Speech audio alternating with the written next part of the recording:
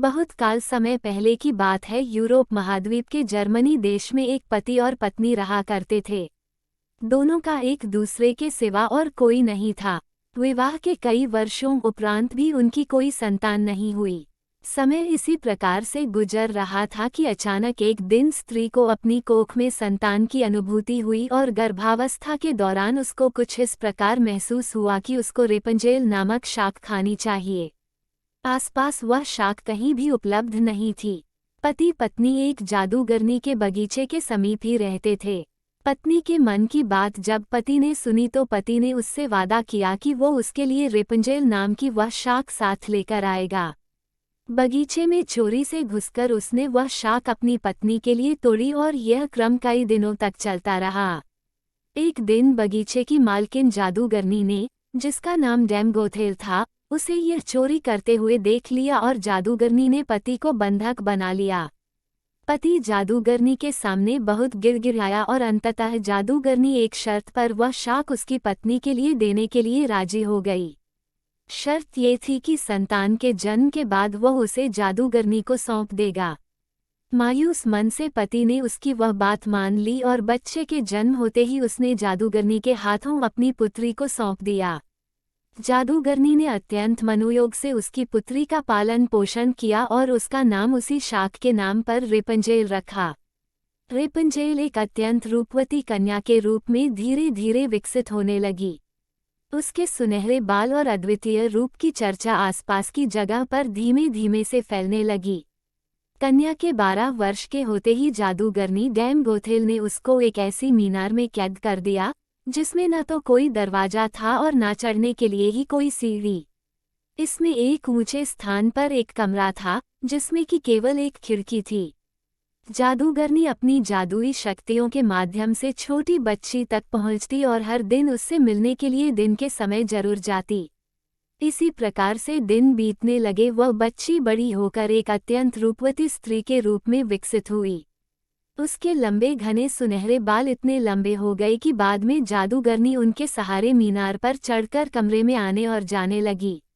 ऐसा करते वक्त वह रेपंजेल को पुकारते हुए कहती, रेपंजेल अपने बाल गिराओ ताकि मैं तुम्हारे सुनहरे बालों पर चढ़कर ऊपर आ सकूं। समय इसी तरह से गुजरता गया और एक दिन किसी राज्य का राजकुमार घूमते घूमते उसी क्षेत्र में आ गया जहां पर रेपंजेल उस मीनार में रहती थी। रेपंजेल की आवाज में अद्वितीय मिठास थी। जब वह गाती थी तो जैसे समय ठहर जाता था। एक दिन राजकुमार को टहलते टहलते एक मधुर आवाज सुनाई पड़ी। वह आवाज कहाँ से आ रही है ये जानने के लिए जब राजकुमार मीनार के पास गया तो उसे दिखाई पड़ा कि एक ऊंची मीनार के ऊपर कमरे में एक सुंदर रूपवती स्त्री रहती है। उसकी इस मीठी आवाज को सुनकर राजकुमार उसकी तरफ अत्यंत आकर्षित हुआ और वह अपनी उत्सुकता पर काबू नहीं रख सका। उसने मन में ठान ली कि वह इस बंद मीनार में रहने वाली स्त्री, जिसकी आवाज इतनी मधुर है, के विषय में जान के ही रहेगा। एक दिन जब दिन के समय जादूगरनी रेपंजेल से मिलने के लिए आई तो उसने जादूगरनी को वह शब्द कहते और बालों के जरिए ऊपर चढ़ते हुए देख लिया। राजकुमार ने इसी प्रकार जब रात के समय रेपंजेल को पुकारा तो उसने उसे आने के लिए मीनार के सहारे अपने बालों को लटका दिया। राजकुमार ऊपर जाकर रेपंजेल से मिला। रेपंजेल और राजकुमार एक दूसरे से प्रेम करने लगे थे। दोनों ने मिलते ही एक दूसरे को पसंद कर लिया था और वह एक दूसरे के लिए के अंतरंग सहचर बन गए।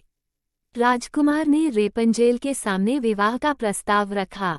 रेपंजेल इस पर सहमत हुई और दोनों का मिलना जुलना धीमे धीमे बढ़ने लगा। रेपंजेल गर्भवती हो गई। जादूगरनी डैम गोथेल रोज दिन के समय रेपंजेल को मिलने के लिए आया करती थी।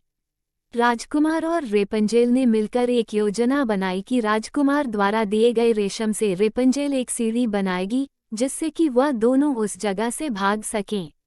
रेपंजेल की मूर्खता के कारण जादूगरनी डैम गोथेल को राजकुमार के रेपंजेल के पास आने और उसके गर्भवती का पता चल गया।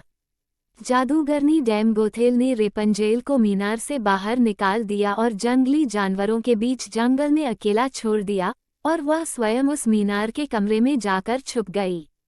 राजकुमार के चढ़ने के लिए उसने रेपंजेल के बालों को काटकर उन्हें मीनार से बाहर लटका दिया ताकि राजकुमार ऊपर चढ़ सके और उसे कोई शंका ना हो। जब राजकुमार रेपंजेल से मिलने के लिए उस रात आया तो रेपंजेल की जगह जादूगरनी को पाकर वह भयभीत हो गया और मीनार से कूद पड़ा, जिससे कि नीचे पड़े कांटों से उसकी दोनों आंखों की रोशनी चली गई।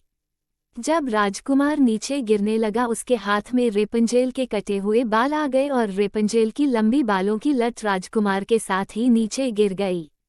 नीचे उतर पाने का कोई अन्य तरीका न होने के कारण जादूगरनी डैम गोथेल उस मीनार में फंस गई और अंततः मृत्यु को प्राप्त हुई। अपनी आंखों और अपनी प्रेमिका को खो देने के बाद राजकुमार निराश होकर अंधा होकर जगह जगह भटकने लगा। कई महीनों तक इस प्रकार भटकने के पश्चात वह उस क्षेत्र में जा पहुंचा जहां पर रेपंजेल बस चुकी थी। उधर रेपंजेल ने जुड़वा बच्चों को जन्म दिया, जिनमें एक बेटी और एक बेटा हुआ। इसी तरह कुछ समय तक एक दूसरे के विछोह में रहने के बाद अंततः दोनों उसी राज्य में एक स्थान पर मिले और उनके मिलन से चमत्कार स्वरूप राजकुमार की दृष्टि वापस आ गई और रेपंजेल के लंबे सुनहरे बाल उसको वापस मिल गए और दोनों हंसी खुशी अपना जीवन साथ में बिताने लगे।